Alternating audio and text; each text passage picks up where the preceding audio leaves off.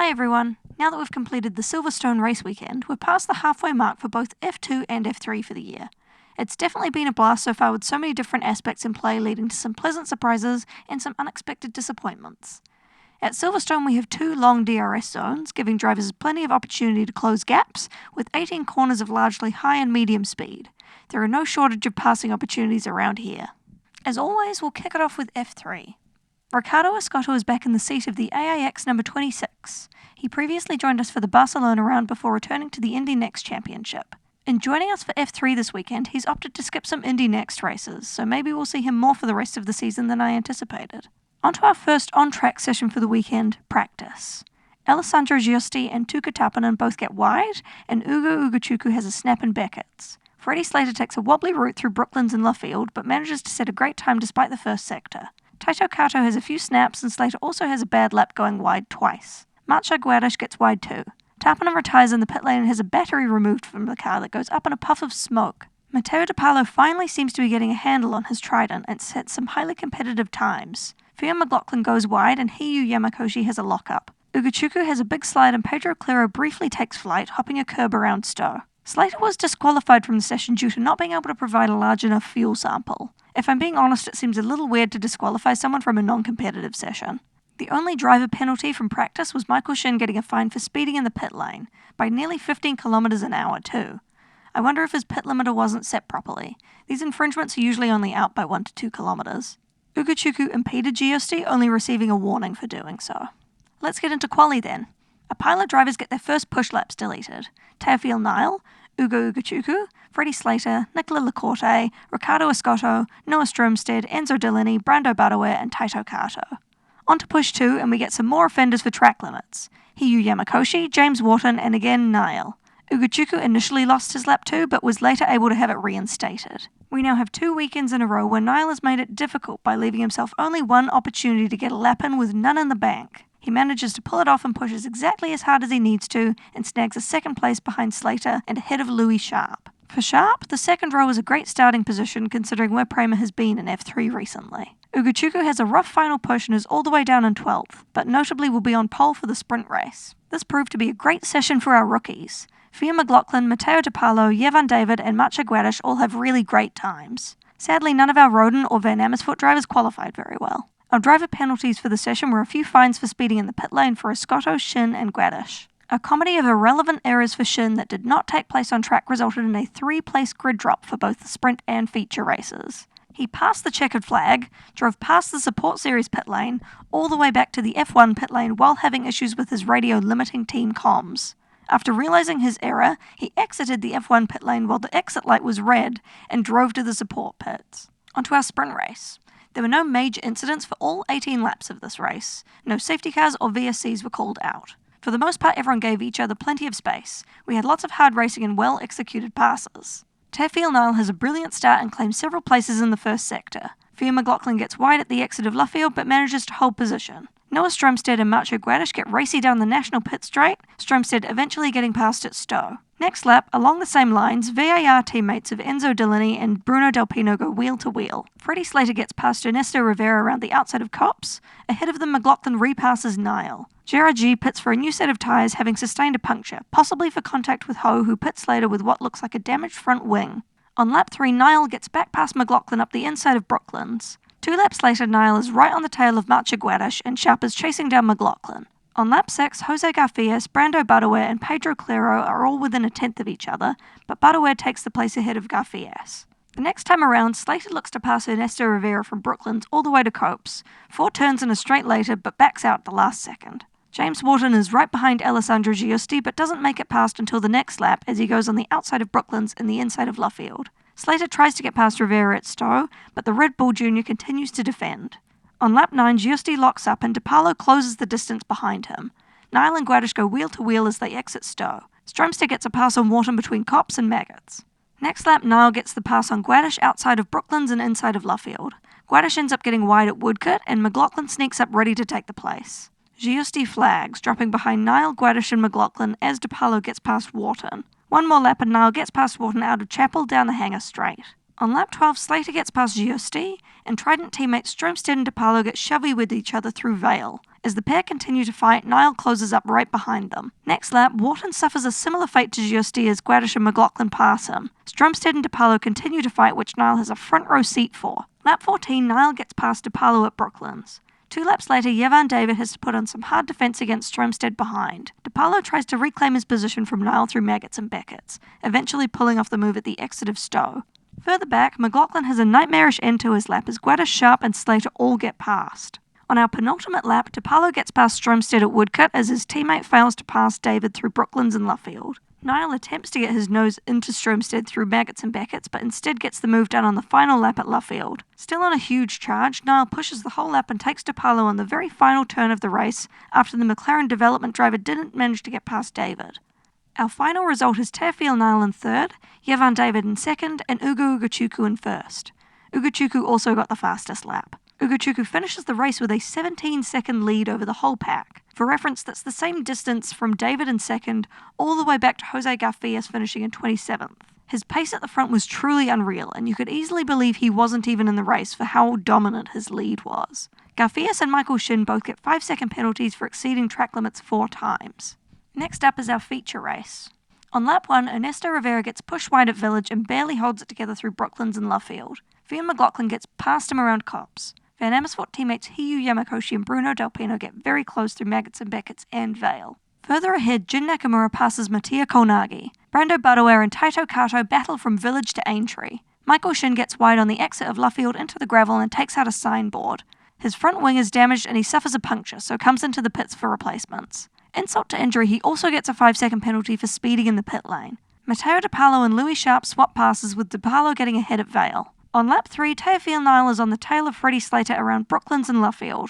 Behind, Ugo Ugochukwu tries to get up the inside of Jevan David out of Luffield. They go wheel to wheel, but David holds the place. DePaulo, fully showing the confidence we all hoped at the start of the season, gets past Niall at Stowe. Next lap, Noah Stromstead attacks Marche Guadish at Brooklands, and Ugochukwu passes David on the hanger straight. DePaulo snags the lead from Slater with a pass on the inside of Stowe. On lap 5, Stromstead attacks Guadish at Brooklands again, but isn't able to make the pass. The following lap, Nicola Lacorte drops to the rear of the field with technical issues, eventually making it to the pit lane to retire the car. Guadish gets past Rivera at Vale. Lap 7, Niall dives at Slater at both the Loop and Brooklands, and Ugochukwu gets a nose into Stromstead at Maggots and Beckett's, but ends up losing a place to James Wharton at Chapel. Guadish dips a wheel into the grass on the exit of Beckett's, allowing Rivera to repass him. Slater gets back past DePaulo at Stowe.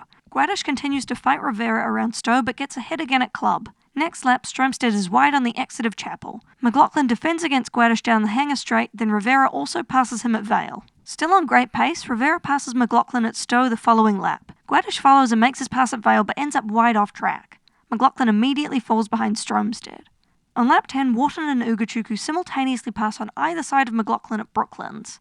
A lap later, Sharp tries to pass Niall at the Loop, but doesn't make the move. Next time around, his Prema teammate of Wharton tries to pass Stromstead around the outside of Brooklands. Similar to Austria the previous week, we get another 2x2 formation down the hanger straight into Stowe. DePaulo makes it past Slater again, and Sharp tries to pass Niall, but pushes him wide at Stowe. Niall is eventually given a 10-second penalty for leaving the track and gaining an advantage over Sharp, which I thought was for him trimming the curb at Vale, but was actually for rejoining at Stowe. Personally, I don't think he gained an advantage, but it's hard to tell from the angle we have on the broadcast. I digress. We'll get into penalties for this race later. It goes from bad to worse for Sharp. Rivera and Guadish pass him on the Hamilton straight, followed by Wharton and Stromstead at Village, then Ugochukwu down the Wellington straight. Ugochukwu pulls off a pass on Stromstead around Brooklands and Luffield too. On lap 14, Wharton gets a nose into Guadish around Brooklands. 2 laps later, McLaughlin drops behind Kanato Lee. Both he and Sharp were in a world of pain this race. Lap 17 sees Sharp close the distance back to Stromstead, but not enough to pass. The following lap, we get a yellow flag for an incident with Riccardo Escoto getting launched into the air following his left front rubbing Gerard G's right rear at Village. He stops at Aintree with front wing damage. Slater tries to get past DePaulo at Stowe, but the race is neutralised by a safety car. In contrast to the F1 Grand Prix, we get a last lap shootout for F3. During the safety car, we get shown a shot of a tear-off sitting in DePaulo's air intake, which is likely to be causing temperature issues for him. Not what he wants going into a last lap dash. I also just want to mention how anxiety-inducing the restart looks from the perspective of Niall's onboard, with the juggling between first and second gear, trying to be ready for when DePaulo takes off. As we go green, Slater taps DePaulo's rear into the loop, and DePaulo suffers several lockups. Slater chases him down the national pit straight, but goes wide at Copse. He loses a bunch of positions to Niall, Rivera, Guadish and Wharton, but manages to repass Wharton while defending from Ugochukwu. DePaulo locks up at Vale, but holds off Niall. We cross the line with DePaulo in first, Niall in second, and Rivera in third, with one final incident at the back with Mattia Kolnagi and Jose Garfias getting wide out of club and sending Garfias into the air. Astonishingly, none of our drivers who crossed the line in podium places retained their finishing positions. Our final classification for the race is Maciej Guadish in first, Freddie Slater in second, and Ugo Ugochukwu in third. Ernesto Rivera gets the point for the fastest lap. Let's address the mountain of penalties for this race. For our podium finishes, as previously mentioned, Niall was given a 10-second penalty for leaving the track and gaining an advantage over Sharp at Stowe on lap 12. Rivera was given a 5-second penalty for not following the race director's instructions about weaving on the hanger straight during the safety car. Finally, Matteo DePaulo was disqualified from the feature due to his rear diffuser not meeting the minimum height requirement. Trident attempted to argue that the contact with Slater caused the damage, but the technical delegate acknowledged the scratches from the contact, but advised that the diffuser itself was not misaligned, so the penalty stands. Guadish certainly has great pace, so I'm sure it won't be long before he's getting a race win on merit rather than by default. We have a few other penalties for our non-podium finishers. Like Rivera, Wharton and Giusti also get 5-second penalties for weaving down the hanger straight during the safety car against race director's instructions. Christian Ho, Gerard G, Fian McLaughlin, and Nandavud Biramakti all get 5-second penalties for 4 track limits breaches. Biramakti also gets a further 5 seconds for a 5th track limits breach. Brando Butterware gets a fine for speeding in the pit lane, and Michael Shin earns himself another fine for also speeding in the pit lane. With regard to our passes, our drivers further back in the field had some good runs up the pack. Hiyu Yamakoshi, who didn't seem quite on his recent form in qualifying, moved up a lot, but at least 5 of the places he and Pedro Claro made up in the feature are due to the post-race penalties. Slightly less so for Tuka Tapanen, Enzo Delaney and Michael Shin. My hugest honourable mention goes to Teofil Niall for the massive work he put in getting the sprint race podium. That was a beautiful watch. For the current championship standings, Ugo Ugochukwu has pulled into a nice lead over Freddie Slater with another heartbreak for Teofil Niall, similar to Melbourne where the race ended shortly after a safety car, so with a penalty applied he loses podium points yet again. Prior to the disqualification in the feature, Matteo DePaulo would have skyrocketed to the top 10. Hopefully it was just the start of him getting comfortable with the car, and we'll see more of the same level of competitiveness to come. Overall, despite the plethora of penalties, this was a really positive weekend for a lot of the F3 grid. We were finally able to see some pace from Fian McLaughlin, Louis Sharp and Yevan David, who all had their best results yet. Matteo DePaulo was finally able to show the pace we all expected, and Maciej Guadish, who has proven to be one of our most promising rookies so far, got his best results so far, even before he was handed a free podium. Let's get into F2. No news or off-track updates to bring you up to speed on. Our tyres for the weekend are the hards and the softs. About a third of the way into the session we get a yellow flag for Gabriele Mini, who had turn after messy turn, but it couldn't be redeemed and eventually he ended up in the gravel. Marty Boyer gets wide as well as Kush Miney. Roman Belinsky gets wide through Vale and Emerson Fittipaldi Jr. through Club. Colton Herter heads into the pit lane and has Hi-Tech investigating a technical issue. They get him back on track only for him to slow to a stop with a yellow flag out for our first technical retirement of the weekend. Alex Dunn gets wide at the exit of Beckett's and Belinsky ends up on the wrong side of the curb at Copse. Dunn received a warning for impeding John Bennett, and Bennett received a warning for impeding Nikola Solov. Nico Verona and Miney were both fined for speeding in the pit lane. Similar to Freddie Slater in F3 practice, Sebastian Montoya was disqualified due to not being able to provide enough of a fuel sample after the session. We lose some of our first push times due to track limits. Rafa Kamara at Abbey, Joshua Dirksen, Alex Dunn at Beckett's, and Ollie Goethe. Colton Herter is running out of sequence from everyone else, forcing everyone to move out of the way as he starts his push while they're on cooldown laps. Kamara manages to set a huge lap, 2/10 above the following 5 drivers. We finish with Kamara in first, Dunn in second, and Kush Miney in third. Both the ARTs of Miney and Taz Trapuvizak have managed some great pace, and Roman Belinsky has managed to out-qualify teammate Dino Beganovic again. Beganovic really seems to be having some issues with 1 lap pace. There were no driver penalties issued for the whole session. Sprint race time. Rafa Villagomez gets a great start from the second row and passes Rotoma Miata for second. Rafa Kamara has a bad start, finding himself well down the order. Nikola Solov gets ahead of Taz Trapuvizak on the race start, passes Joshua Dirksen up the inside of Abbey, and completes a trilogy getting past Miata by Aintree. Miata has a snap through Beckett's and Dirksen chases him down to pass at Stowe. Kamara falls further, dropping behind Noel Leon and Martinius Stenchorn having pushed him wide off track. He tried to fight back but lost the ground. Stanchion gets a 10-second penalty for forcing him off the track. At the very end of lap 1, Colton Herta was wheel-to-wheel with Sebastian Montoya and pushed him wide coming out of club. Montoya skitters into the gravel and is immediately followed by John Bennett, who is following closely behind the pair. Montoya parks at a track exit, and Bennett is pulled over on the Hamilton straight, having completed a spin. Before the safety car is called, Miney gets ahead of Miata and Intrapuvizak ahead of Alex Dunn. It's a stupidly long safety car while the marshals sweep the gravel off track. We don't get back to race pace until lap 7. The green flag doesn't last long, and we get a brief yellow flag as Kian Shields and Ollie Goethe presumably have some sort of clash at Abbey or Farm and drop to the rear of the field. Intrapuvizak gets past Roman Belinsky but is chased down by both Dams drivers. Kamara gets past Stanchion at Vale, then a few turns later has to put up a defence against him at the loop. Shields heads into the pits, presumably to replace tyres or a front wing. Colton Herta tries to pass Stanchion, and Solov makes up another place, getting past Villa Gomez around the outside of Stowe. 2 laps later, Intrapuvizak is right on the tail of Miata, getting past around the outside of Stowe.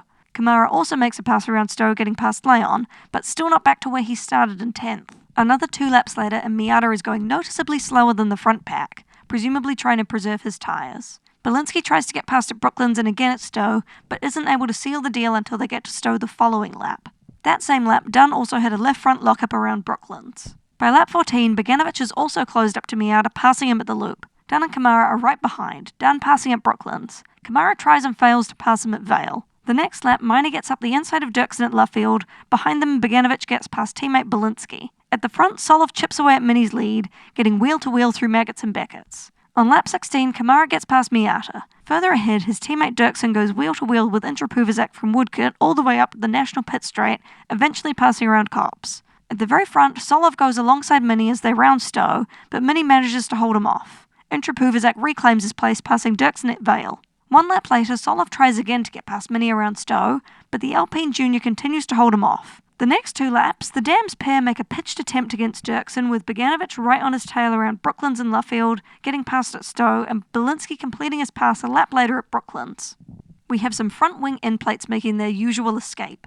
Boyer gives Leon's a trim, and then one of Stanchion's is shown to be hanging by a thread following a collision with Nico Varone at Vale. Varone was wheel-to-wheel with Herta and closed a bit too rapidly on Stanchion ahead.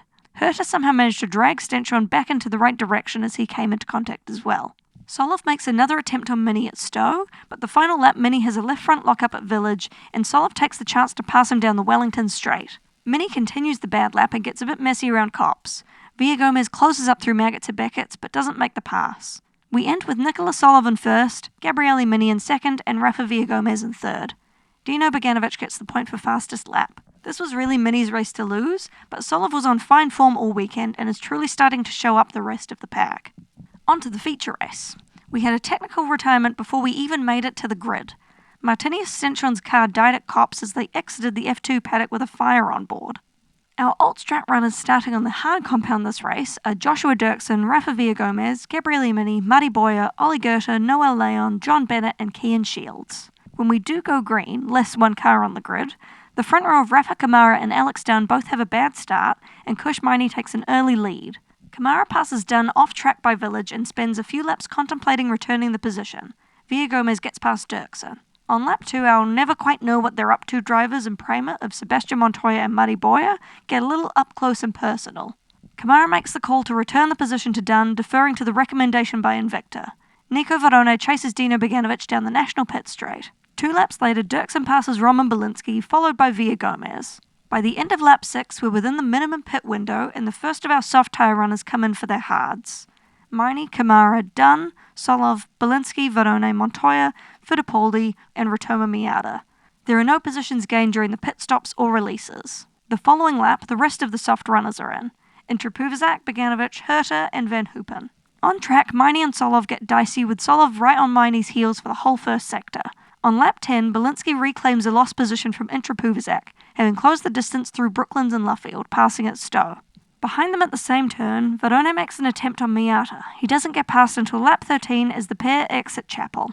By lap 17, Sebastian Montoya slows and drives over the runoff at Beckett's. He retires the car, citing the bump from Boyer on lap 2 as the cause, so we won't blame Mechachrome for this one. 2 laps later, Solov makes some strong attempts to pass Miney, but doesn't clinch it until the next lap, after chasing him down the National Pit Straight and getting past at Maggots. The next time around, Beganovic makes a solid attempt at passing Miata, but the high-tech driver holds his ground. On lap 22, we start getting the first of our alt-strap drivers in the pits, as Bennett comes in to swap to his soft tyres. Minnie and Shields are in a lap later, and Dirk's in a lap after them. Minnie makes the use of his newly warmed-up tyres to get past Intrapuvizak. Lap 25 sees Villagomez and Boyer into the pits for their softs. Boyer gets a 5-second penalty for speeding in the pit lane. Villagomez emerges from the pits ahead of Dunn and Kamara, but has no chance to put up a proper defence on cold tyres and drops behind both of them. Next into the pits is Leon. This lap sees Villagomez reclaim the pass on Kamara, having got the softs in the right window. Ahead, Minnie passes Belinsky. Villagomez makes up his pass on Dunn too, getting the spot at Brooklands for effective P3. Varone and Intrapuvizak clash at Village, with Varone collecting some front wing damage. Lap 28, Goethe is our last driver into the pits. On track, Villagomez chases down Miney and takes second place at Village. On our final lap, Leon attacks Belinsky at Village and gets the position at Luffield as the Polish driver suffers a lock-up. We finish the race with Nicholas Oliver first, Rafa Villagomez in second, and Kush Miney in third. Noel Leon gets the point for the fastest lap. Huge for Solov to get a double win and reclaim the championship lead. And a great showing for Villagomez to get a double podium for the weekend too, proving that the podium in Austria wasn't a fluke and he's definitely refound his form for the season. Time for our movers and breakers. Similar to F3, there wasn't any one driver blasting through the field, but we can't deny Nicholas Solov managing to get a rare double win for the weekend. No simple feat. His Campos teammate of Noel Leon didn't have as good of a time in quali, but was able to get himself into the points for the feature race, moving up 9 places. Lawrence Van Hoopen also had a rough quali, and didn't make it back into the points despite a strong attempt in the sprint. For our breakers, Colton Herter has his second weekend in a row of his car dying on him. At least this time it happened in practice, so he didn't lose any opportunities in quali or in the races. Martinius Stenchel wasn't so lucky, and his car barely made it out of the support pits when he was on his way to the lineup for the feature race grid. He wasn't having his best weekend, so all things considered, this really could have been far worse. At the halfway mark of our season, Nicholas Oliver's reclaimed the championship lead with a weekend of excellent results. The Ferrari Academy drivers seem to be having opposite experiences. Dino Beganovic's qualifying pace is so off the mark, it takes him most of the race to be within sight of the championship contenders. On the other hand, Rafa Kamara sets himself up with excellent quali pace, but loses all the advantage on race start, where he is consistently passed by a pack of drivers behind and has to chase them down all race. This was a thoroughly entertaining weekend all round. The F3 Sprint gets the gold sticker for best race to watch for the weekend, and Campos gets the gold sticker for best drivers to watch in both F3 and F2. How do you feel about all the race penalties in F3? Is the F2 championship panning out as you expected? Let me know in the comments. Thanks for joining me for another race weekend update. Please subscribe and I'll see you again soon for our Belgium rundown after Spa.